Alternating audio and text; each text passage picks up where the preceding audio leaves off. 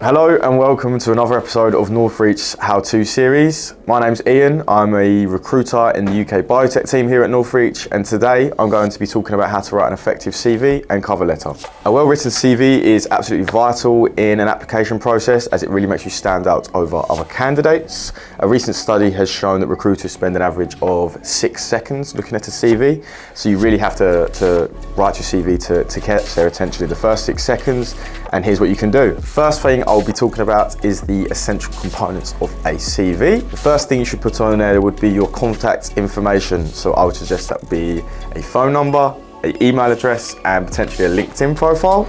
That should be right at the top of your CV as it's the first thing that a recruiter will need to use. The second thing would be a professional summary or an objective. So here I will talk about who you are and what you do currently, any standout achievements you've had throughout your career, and your objectives moving forward in terms of which role you would like to pursue. The third thing would be employment history.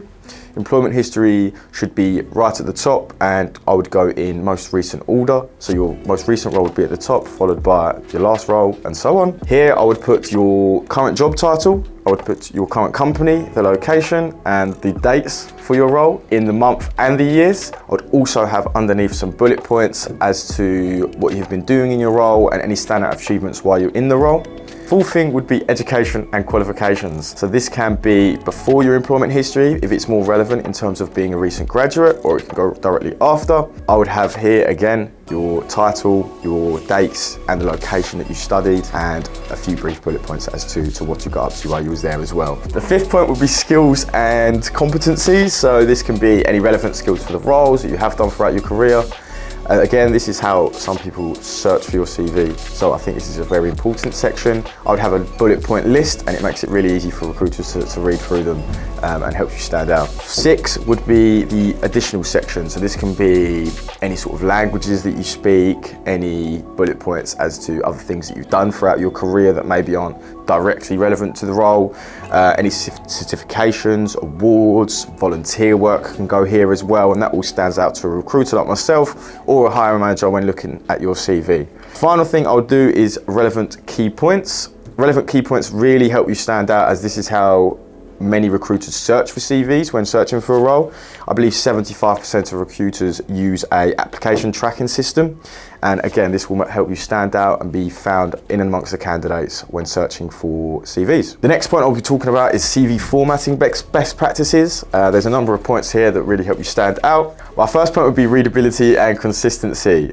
Here I would try and keep your CV eye-catching, formatted the same in terms of font, size, colour, and I would try and keep it not too long and eye-catching. My second point would be the optimal length, which follows on. I tend to keep CVs to 1 to 2 pages long. 1 ideally would be great, as everyone can read it pretty quickly, but 2 is not too long at all.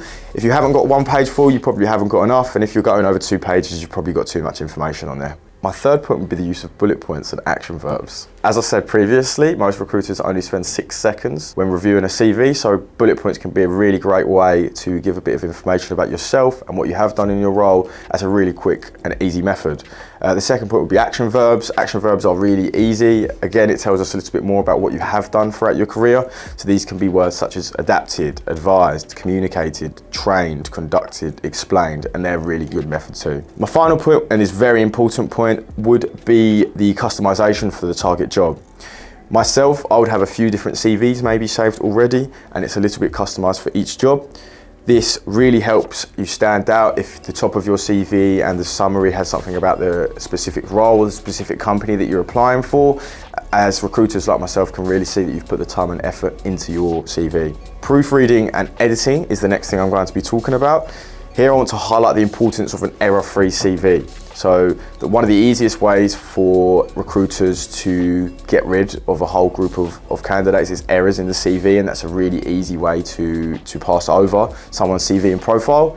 Therefore, I would proofread, reread it, and reread it again and make sure there's no errors. Reviewing of grammar, spelling, and punctuation goes along with that quite nicely. Again, if there's any errors in there in terms of punctuation, grammar, or spelling. That's a really easy way for a recruiter to pass over your CV. Finally, I would ask advice from a trusted source, maybe a friend, a colleague, a hiring manager, even a recruiter, and they can probably take the time out of their day and read through your CV to make sure everything is in check. Did you know 74% of recruiters value a tailored cover letter, while only about 45% of candidates ever submit one?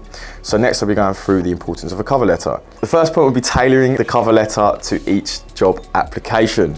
Here I'll be writing about any recent news from the company, what they're doing, maybe write about a few of the requirements in the job specification and where you've done this for your career as well. Second one will be showcasing personality and enthusiasm.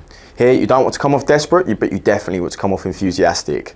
So I'll be writing about how keen you are to join the company, how great of a company they may be, and why it aligns with your personal interests moving forward. The third point would be demonstrating knowledge about the company and the position. Again, take a look at the job spec, look at the requirements that they're looking for and in terms of the company itself, and try and demonstrate how you can do these in either your previous roles or maybe in the future if you haven't done so already.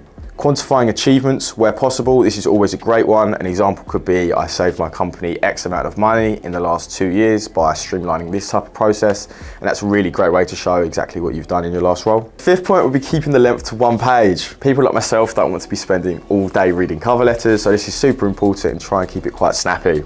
Finally, remember to proofread and get the feedback from a trusted source, as you've done with your CV, and it's always super important. Investing time and effort in crafting a tailored CV and cover letter is absolutely crucial for a successful job search. These application materials play a significant role in making a positive first impression and can greatly influence your chances of landing an interview. By taking on the points that I've just spoke about and the tips in this interview, you'll be well equipped to create an application document and effectively showcase your skills, experiences and passion for the job, ultimately setting you on a path for career success. Thank you for listening and all the very best for your job search.